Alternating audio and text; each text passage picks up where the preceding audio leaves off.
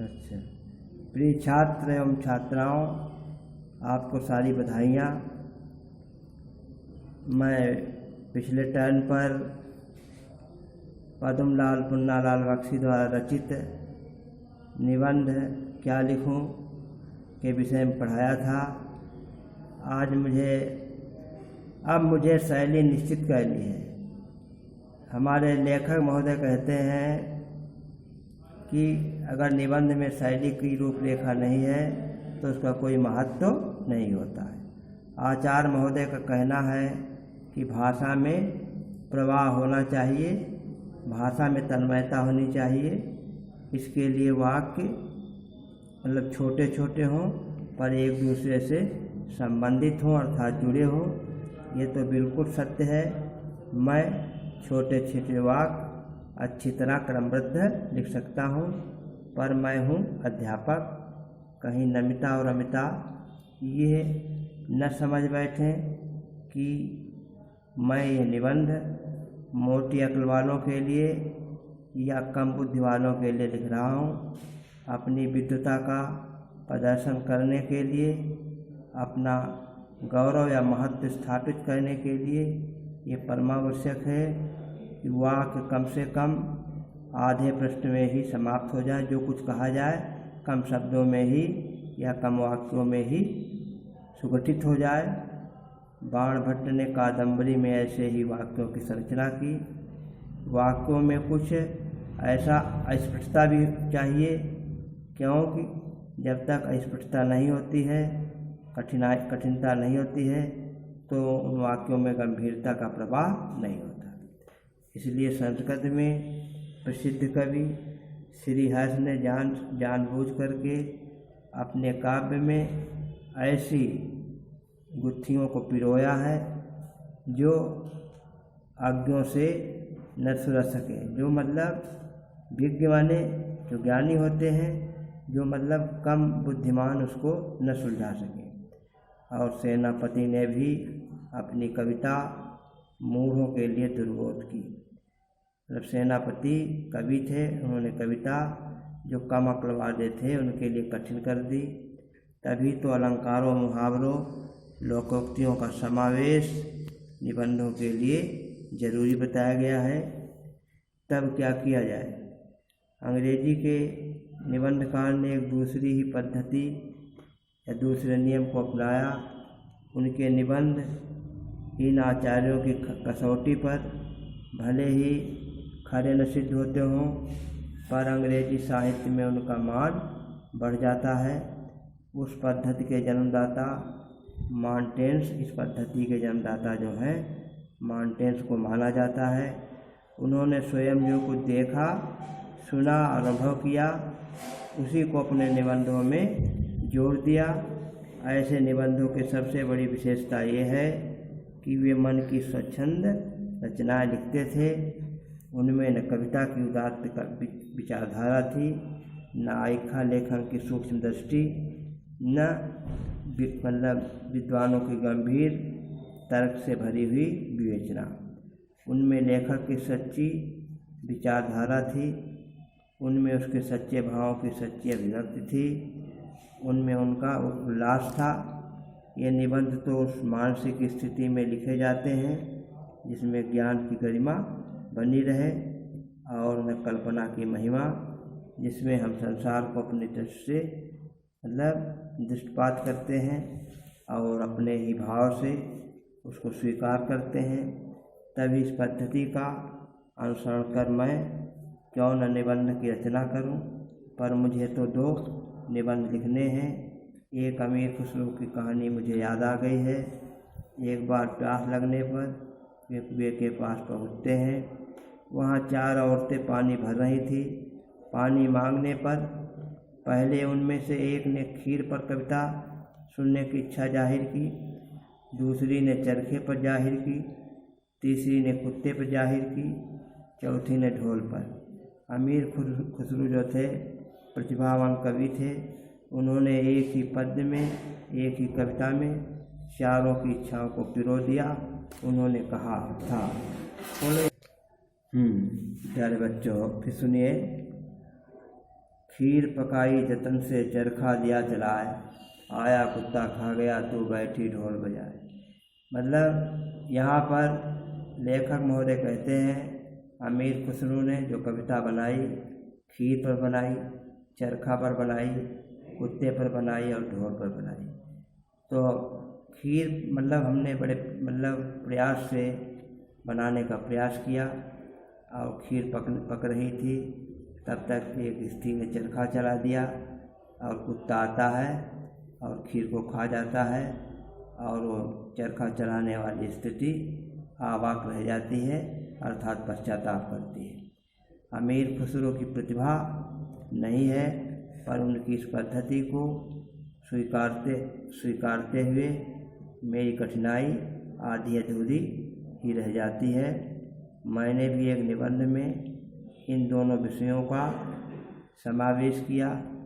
एक ही ढेले से दो चिड़ियाँ मार दी, दूर के ढोल सुहाने होते हैं।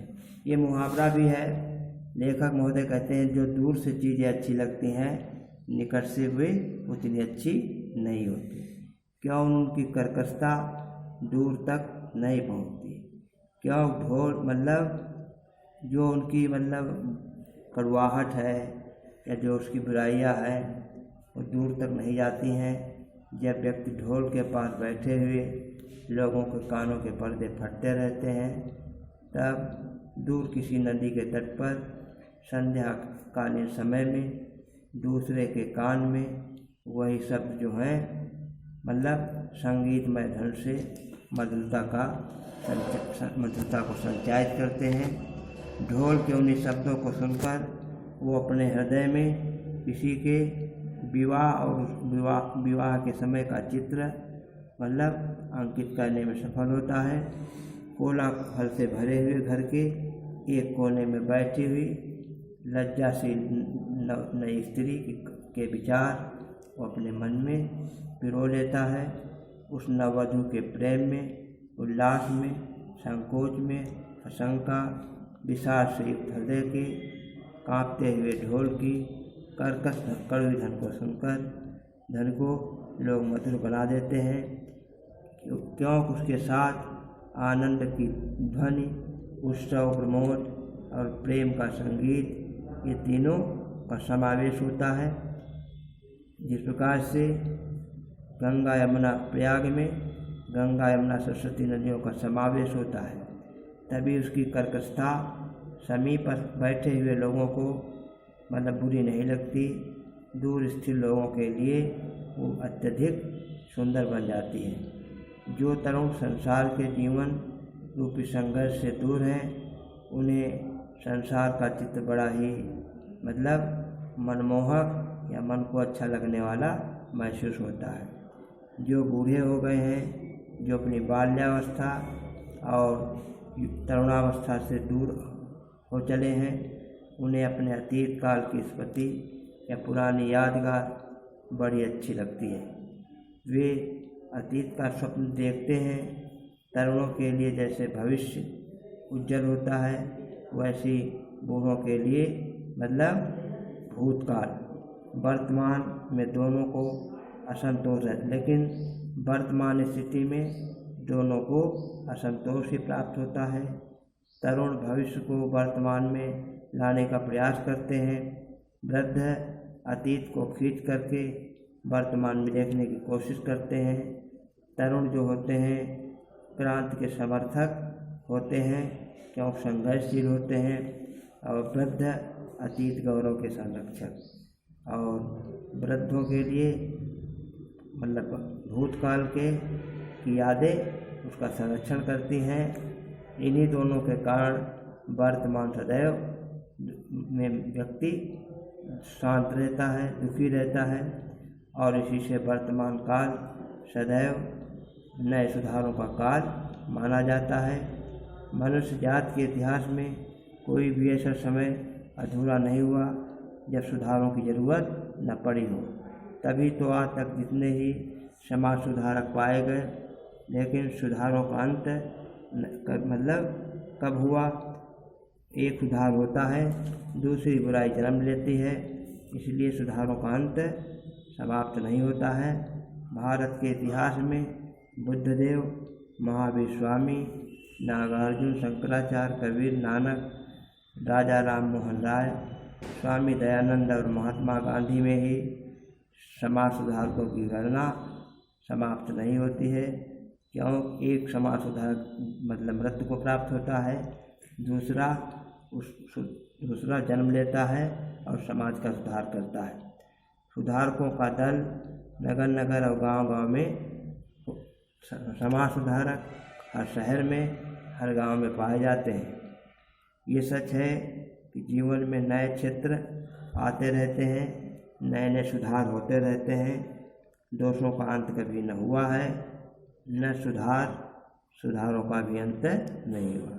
जो कभी सुधार थे आज उनमें दोष पाए गए, या समाज के अच्छे व्यक्ति थे वे दोषी हो गए और सुधारों का फिर नव सुधार किया जाता है। जो मतलब बिगड़े हुए लोग होते हैं उनका नवनिर्माण करके नया सुधार किया जाता है। तभी तो जीवन प्रगतिशील या उन्नतशील माना गया है। हिंदी में प्रगतिशील साहित्य का निर्माण बराबर जारी है। उसके निर्माता ये समझ बैठे हैं कि उनके साहित्य में भविष्य का गौरव छिपा है, पर कुछ ही समय के बाद उनका ये साहित्य भी अतीत के लिए यादगार के रूप में बन जाता है। और आज जो तरुण है वही वृद्ध होकर अतीत के गौरव का स्वप्न, भविष्य के मतलब भूतकाल की चीज़ों को दृष्टिपात करेंगे। उसके स्थान में तरुणों का फिर दूसरा दल आएगा, अर्थात जो भविष्य का स्वप्न देखता है। दोनों के सुख स्वप्न जो हैं अच्छे होते हैं। क्यों? दूर के ढोल सुहाने होते हैं। लेखक महोदय कहते हैं कि जो चीज़ें दूर से अच्छी लगती हैं वो निकट से उतनी अच्छी नहीं। भैया आपका लेसन समाप्त हो गया। हो सकता है कल आपकी जीवनी डाल दी जाएगी, आगे आप लोग पढ़ते रहें और पीछे अंतिम दी हुई है उससे आंसर छापते रहें।